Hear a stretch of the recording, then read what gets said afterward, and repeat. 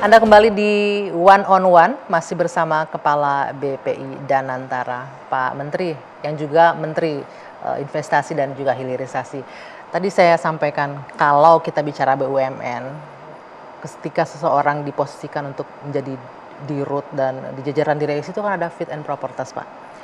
Sementara ini Danantara yang besar, Anda ditunjuk langsung, kemudian wajar rasanya publik bertanya-tanya ini untuk kapasitas, kemampuan, dan lain-lain itu jadi pertanyaan publik. Presiden pasti punya alasan tersendiri. Tapi Pak Rosan mungkin bisa menjelaskan ke publik bahwa ini akan bisa dijamin bisa berjalan dengan baik. Iya. Ini kan kita kerja sebagai tim ya, kolektif. Memang saya yang ditunjuk langsung ya, karena mungkin pengalaman saya 25 tahun, karir saya itu adalah di capital market dan investasi selama ini. Sebelum kemudian ditunjuk menjadi ketua umum Kadin, kemudian menjadi dubes Indonesia di Amerika, menjadi Wamen BUMN, kemudian jadi Menteri BUMN. Jadi kalau dilihat mungkin ya alhamdulillah cukup variasinya. Jejaknya, ya, tour of duty-nya banyak. Banyak. Ya.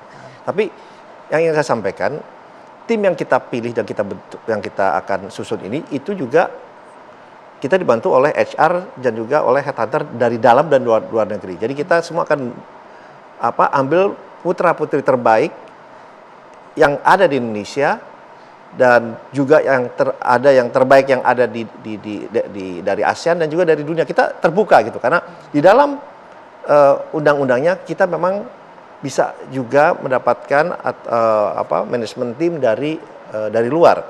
Jadi kita akan memilih yang terbaik. Karena ini kan kembali lagi masalah trust ya.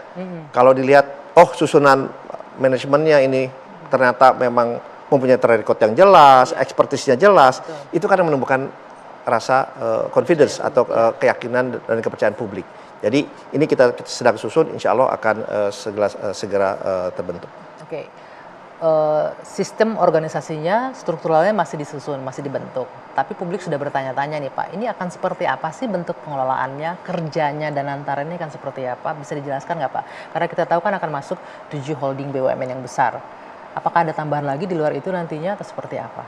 Ya, dalam waktu 1 bulan ini kita akan selesaikan semua pemindahan dari ownership ke Danantara, kepemilikan ke Danantara dari semua BUMN yang ada. Jadi tidak hanya 7. Oke. Dan itu kita tetap mengacu kepada undang-undang yang ada, termasuk undang-undang pasar modal, OJK, karena kan beberapa dari perusahaan itu adalah perusahaan publik. Jadi kita ikuti semua aturan yang ada. Termasuk undang-undang pasar modal dan aturan main dari OJK. Ya. Setelah dimasukkan semua, termasuk aset dan lain-lain ya Pak, under manajemen nanti dari Danantara, apa yang akan dilakukan? Bentuk bisnis seperti apa sih yang akan dibuat nantinya sehingga ini akan menghasilkan high return nantinya? Ya memang tentunya kita ingin meningkatkan value creation dari BUMN itu yang ada, optimalisasi dari perusahaan BUMN itu yang ada. Dengan menjalankan kembali lagi yang diarahkan langsung oleh Bapak Presiden dengan kuncinya tata kelola perusahaan yang benar, good governance, I think itu kuncinya, dan secara transparan, prudent, akuntabilitas tinggi dan integritas itu menjadi pegangan kami karena memang harus seperti itu gitu. Nah, tentunya kita akan melihat karena kita juga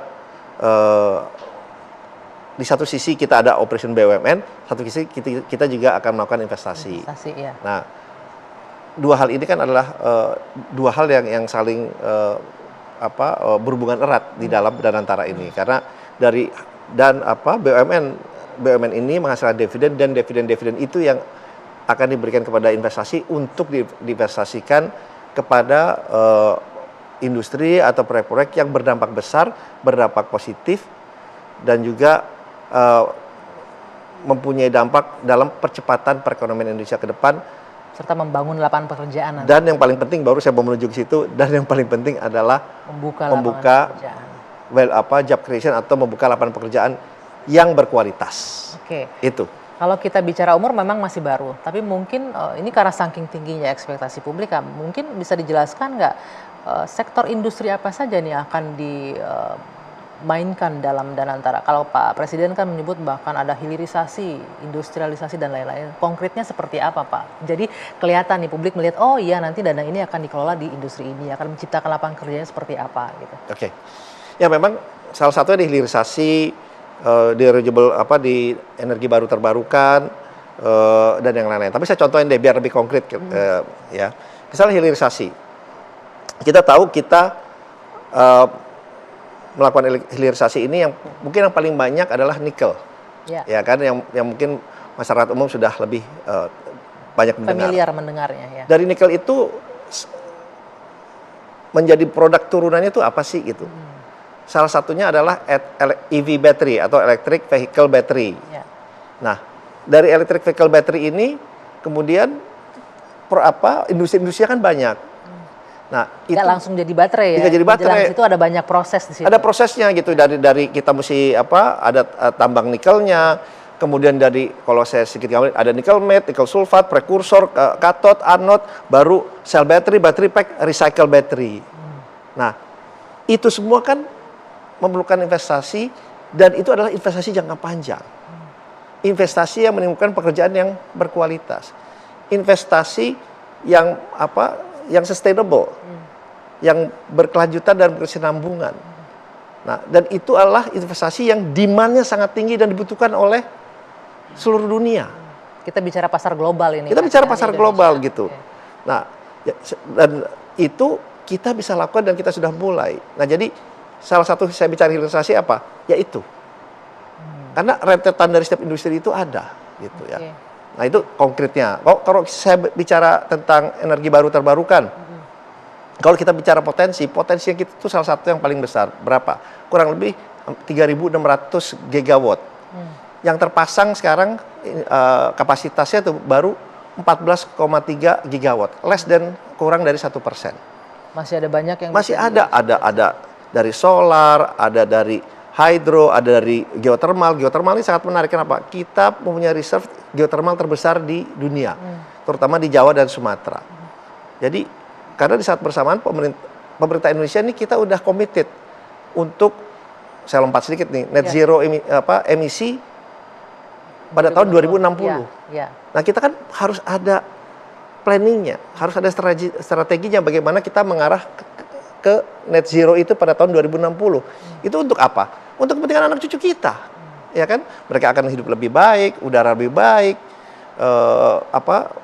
kesehatan lebih baik. Jadi hal-hal itu, dan kita pun akan investasi di mana? Bidang kesehatan contohnya juga. Kenapa bidang kesehatan? Bidang kesehatan ini memang return-nya itu juga salah satu untuk di dunia ini yang baik. Tetapi dampaknya juga sangat-sangat positif untuk Indonesia. Kenapa? Untuk pembangunan rumah sakit berstandar yang baik, kemudian untuk farmasi, healthcare industri kita kan memang, mohon maaf, memang masih agak ketinggalan, ya kan? 90% kita masih impor raw material dari luar, sehingga harga-harga obat kita relatif bisa dibandingkan dengan negara lain atau dengan India mungkin masih agak lebih tinggi. Nah, hal-hal itu yang kita bisa lakukan dengan adanya Danantara ini. Oke, termasuk nanti masuk ke sektor manufaktur juga, pangan juga seperti apa? Mungkin bisa didetailkan secara sederhana Pak Menteri. Untuk kita akan masuk ke industrialisasinya juga. Karena kita meyakini negara kalau ingin mempunyai pertumbuhan yang berkesinambungan dan berkelanjutan, ya industri harus tumbuh dan berkembang gitu. Nah, kalau kita lihat berapa tahun terakhir ini kan kontribusi industri terhadap GDP kan makin turun nih, di bawah 20%, 18%, padahal dulu pernah 27-28%. Nah, itu yang kita coba sempurnakan lagi ke depannya. Apa yang dilakukan untuk bisa itu? Di saat tadi Anda bilang industri lagi turun, Danantara dibangun untuk bisa menggenjot industri. Langkah konkretnya seperti apa itu Pak Menteri? Tapi nanti dijawab. Kita jeda dulu sejenak, One on One akan kembali sesaat lagi.